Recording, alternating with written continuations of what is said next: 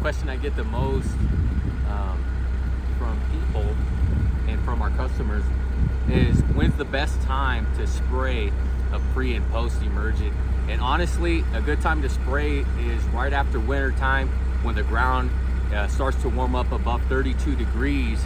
And actually right now during spring is a good time as well, because look at all the grass. It's starting to grow, it's starting to germinate. And the good thing about Zebrascapes here is that not only do we put pre-emergent, we put post-emergent. So whatever weeds have popped up, we're gonna get rid of those as well. And so honestly, anytime's a good time. If you have a weed problem, and especially here in Arizona, we have to take care of that a lot of the times. I want to take care of you.